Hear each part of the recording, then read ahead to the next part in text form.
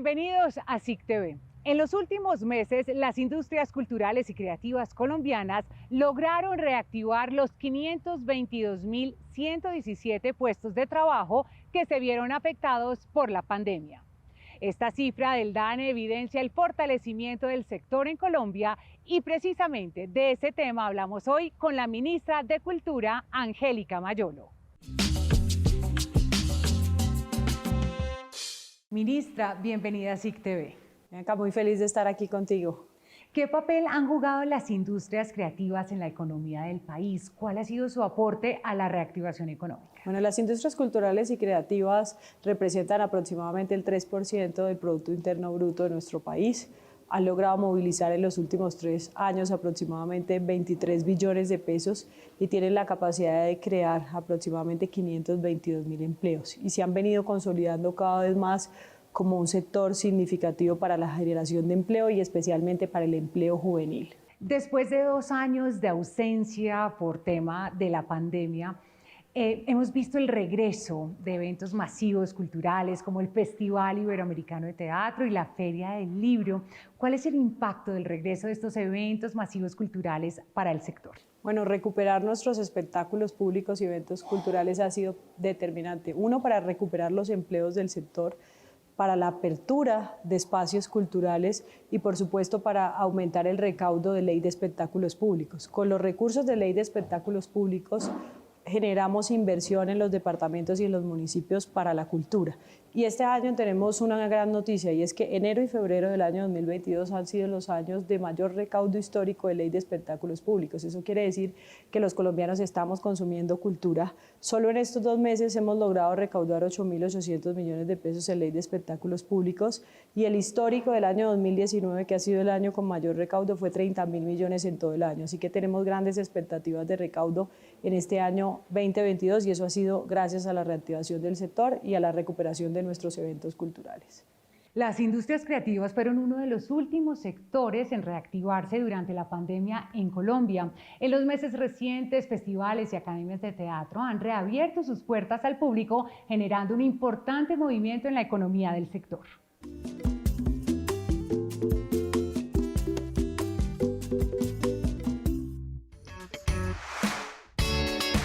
Los derechos de exclusividad que otorga el sistema de propiedad industrial en las industrias creativas han contribuido al registro de alrededor de 60 marcas, patentes y diseños industriales en el ámbito del teatro en Colombia.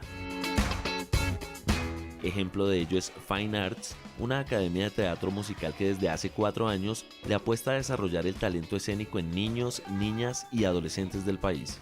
A mí lo que más me gusta es cuando la gente nos aplaude y nos felicita porque me hace sentir muy feliz, porque siento que les gustó lo que hicimos. Cuando era chiquita, mi abuela me llevaba a ver las obras de Missy, que en este momento es como mi estrella, mi superhéroe. Y pues yo me enamoré viendo sus obras. Durante el aislamiento social por cuenta de la pandemia, los estudiantes de la academia desarrollaron conciertos virtuales y ahora, con la reactivación del sector cultural, han llevado producciones teatrales al público, entre las que se cuentan Planchatins, La cantante calva y en silla de ruedas, y musicales de Broadway y rock en español, entre otros. Mostrar que ellos sí son capaces de estar en un escenario 1 hora y media solos, sin un adulto encima diciéndoles lo que tienen que hacer, sino ellos solos llevar el ritmo de un show y hacer que la gente se entretenga. Además de cultivar el talento del teatro en los más jóvenes, la Academia Fine Arts también protege los activos intangibles de las artes escénicas a través de su marca registrada ante la Superintendencia de Industria y Comercio. Durante muchos años estábamos convencidos de que el arte o de que la industria creativa no era simplemente un hobby y uno no podía vivir de esto, pero cuando nos empezamos a dar cuenta de que esto es una industria que en otros países mueve millones, pues uno tiene que empezar por proteger lo poquito que uno tiene. Los más de 50 jóvenes que hacen parte de la academia actualmente preparan una segunda temporada de shows de teatro musical. ¿Qué acciones ha implementado el Gobierno Nacional para la consolidación de las industrias creativas en nuestro país? La primera de ellas es en crear incentivos económicos que promuevan la inversión en cultura. Estos incentivos económicos y tributarios han sido principalmente los certificados de inversión audiovisual, COCREA, que es la Corporación Colombia Crea Talento, y la exención de renta para todas las empresas de la economía naranja.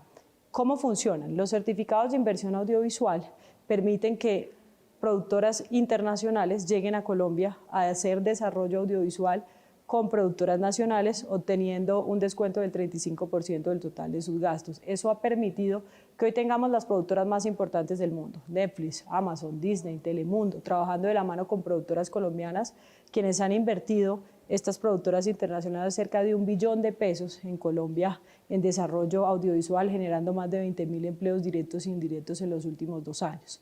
COCREA, que es un incentivo que permite apalancar recursos del sector privado en cultura, nos ha permitido financiar con más de 60.000 millones de pesos proyectos alrededor del país, y la exención de renta facilita que las empresas de la economía naranja o de las industrias culturales y creativas no tengan que pagar renta durante los próximos 5 años, siempre que cumplan con un requisito mínimo de generar 2 empleos.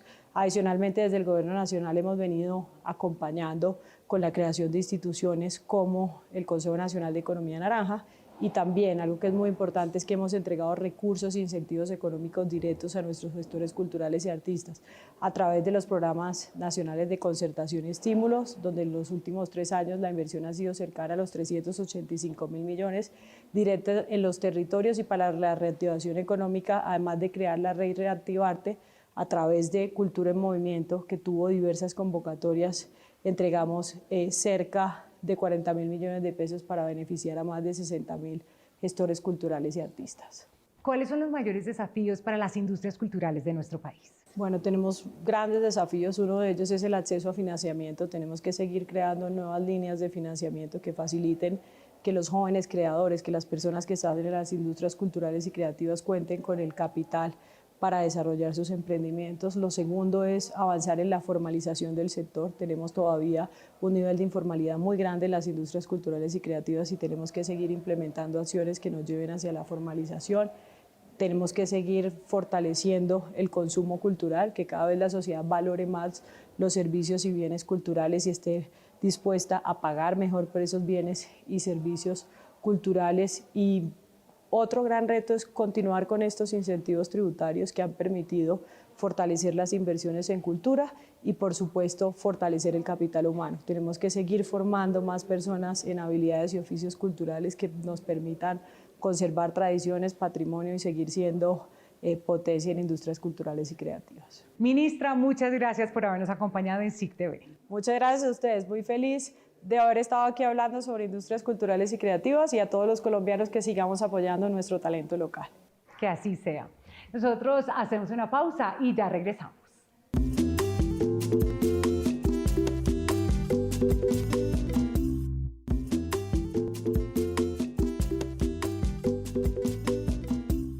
Atención, agencias de viajes. Proteger los derechos de los consumidores antes y después de cerrar una compra es un deber que se mantiene vigente aun cuando se trate de ventas a distancia. Tengan esto en cuenta para evitar sanciones. En las ventas a distancia, es decir, las que se hacen vía telefónica, por catálogo o a través del comercio electrónico, el consumidor debe recibir información sobre su derecho al retracto y a la reversión del pago. Esta norma también aplica para las agencias de viajes, que deben de entregar a los consumidores turistas la información mínima de los anuncios de planes vacacionales. Por no cumplir estas consideraciones, a través de la resolución 17811 del 4 de abril de 2022, la Superintendencia de Industria y Comercio sancionó al operador turístico Antioquia Group SAS, conocido como viajepues.co. La sancionada infringió normas relativas a la publicidad, porque no incluyó dentro de la publicidad el número del Registro Nacional de Turismo, tampoco incluyó la categoría y clase de alojamiento. De igual forma, al utilizar métodos a distancia, omitió su deber de informar de manera suficiente y clara el derecho que tienen los consumidores a retractarse y a reversar la compra.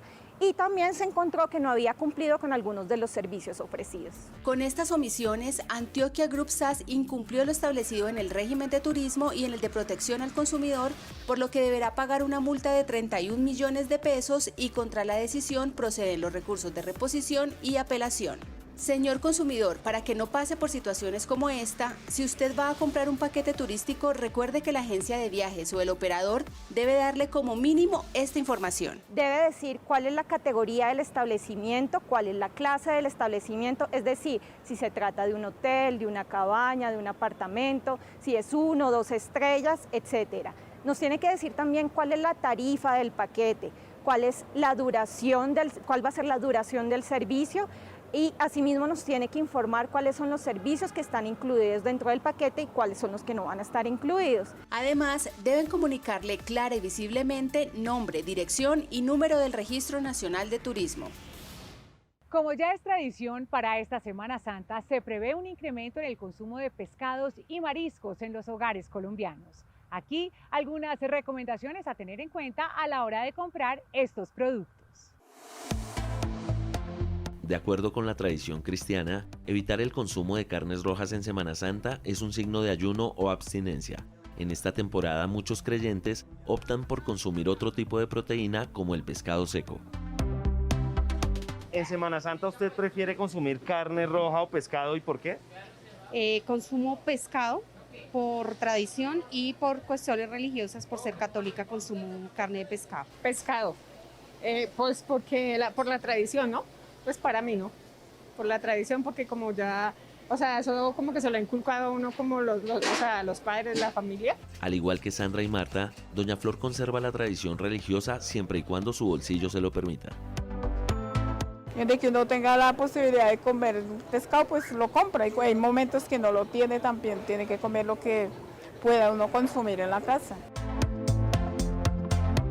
Antes de adquirir productos preempacados congelados y glaseados como pescado, camarones, calamares y mariscos, que son de alto consumo en esta temporada, cerciórese de recibir la calidad y la cantidad de producto por la que está pagando, teniendo en cuenta que el peso sea por su contenido y no por el hielo que los conserva.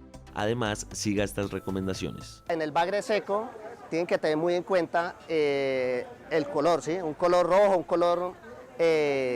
rojo que significa hongo, ¿sí? O un color ya muy pálido, demasiadamente pálido, quiere decir que fue mal procesado a la hora de secarlo. Que ahorita en esta Semana Santa el consumidor verifique que las balanzas, uno, tengan el sello amarillo, que verifiquen que esté conforme y que haya sido verificada esta balanza. Si no tiene este sello amarillo y si presenta o si ve que tiene alguna irregularidad el instrumento, puede hacer su reclamación, su petición ante Superintendencia de Industria y Comercio. Durante la Semana Santa, la Superintendencia de Industria y Comercio adelantará visitas de inspección y control metrológico de productos preempacados congelados y glaseados y balanzas comerciales en todo el país para garantizar que los consumidores reciban la cantidad correcta de producto. Junto al incremento en el consumo de estos alimentos, en Semana Santa se espera también una mayor demanda de servicios turísticos. La Red Nacional de Protección al Consumidor adelantó jornadas pedagógicas en establecimientos de este sector para promover la protección de los derechos del consumidor.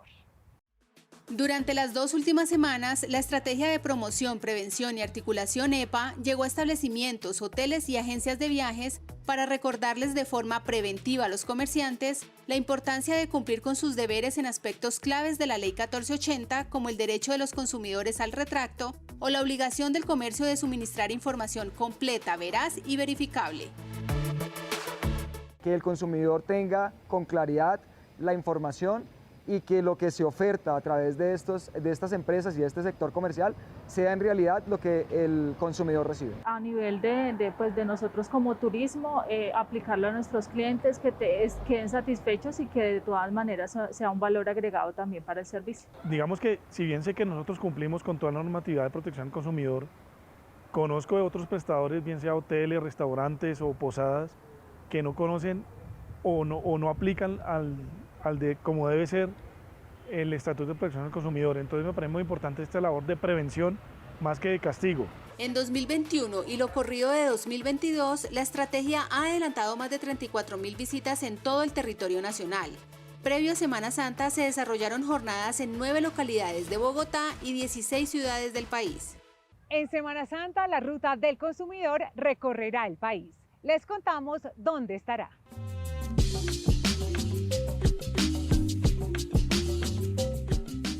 En La Guajira, el bus oficina de la Ruta del Consumidor visitará Riohacha y en Boyacá, Turmequé. En Santander llegará al municipio de Girón, en Antioquia a Guarne y en el departamento del Cauca a Timbío. Evítense dolores de cabeza a la hora de comprar servicios turísticos. Acudan siempre a operadores legales que cuenten con su Registro Nacional de Turismo en regla.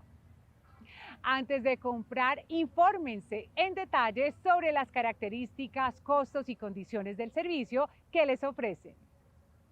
Pregunten qué no incluye el servicio y cuál es la política de cancelación. Y no olviden que todas las quejas, reclamos y peticiones asociadas a las aerolíneas deben radicarse ante la Superintendencia de Transporte a través de los canales dispuestos para ello. Súmense a nuestra conversación en redes sociales. En Facebook somos Superintendencia de Industria y Comercio de Colombia. Hacemos una pausa y ya regresamos.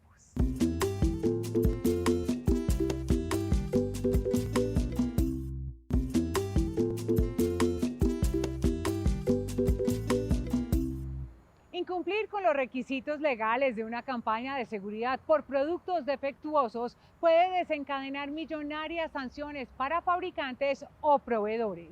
Por esta razón, Mattel Colombia deberá pagar una multa de 700 millones de pesos.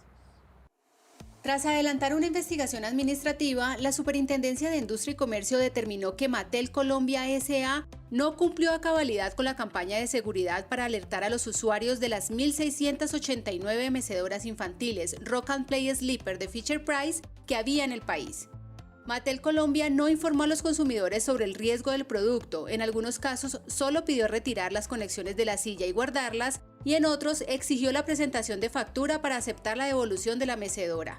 Por estos hechos, la empresa fue multada con 700 millones de pesos. Ellos no le informan claramente a los consumidores, por ejemplo, primero que se trata de una campaña de seguridad, es decir, que el retiro obedece a que el producto tiene un defecto y que ese defecto puede causar daño a las personas y en este caso a los niños, sino que ellos le informan a los consumidores que es como una especie de extensión de la garantía, que es algo que la empresa está haciendo. Lo que se debe decir a los consumidores es que remitan el producto a donde lo compraron, que lo devuelvan a donde lo compraron o que lo devuelvan al productor. Esta mecedora de Mattel, que representaba un riesgo para los infantes por tener forma cóncava y contar con solo 2 puntos de sujeción, estuvo relacionada con la muerte por asfixia de 30 bebés en Estados Unidos. ¿Qué pasa? Que el niño se puede girar. Y al girarse, el bebé queda boca abajo y le es muy difícil retornar a la posición natural. La Comisión de Seguridad de Producto de los Estados Unidos ha establecido recomendaciones a nivel mundial para las familias con bebés en etapas tan tempranas, especialmente al momento del sueño.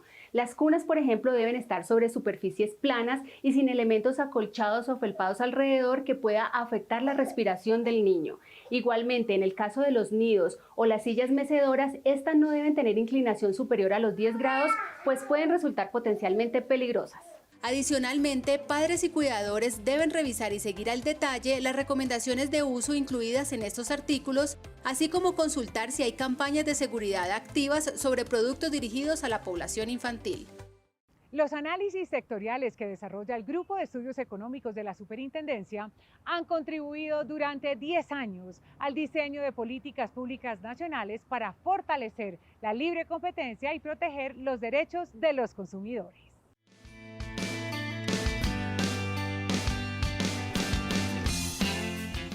En respuesta a los grandes desafíos en materia de política pública y a la evolución de los mercados en el país, en abril de 2012 nació el Grupo de Estudios Económicos de la Superintendencia de Industria y Comercio. En sus primeros años de funcionamiento, la dependencia orientó sus análisis económicos a la gestión de la entidad y la eficiencia de la libre competencia en la industria colombiana. Inició a partir de las discusiones desde el punto de vista académico y sectorial en términos de competencia económica.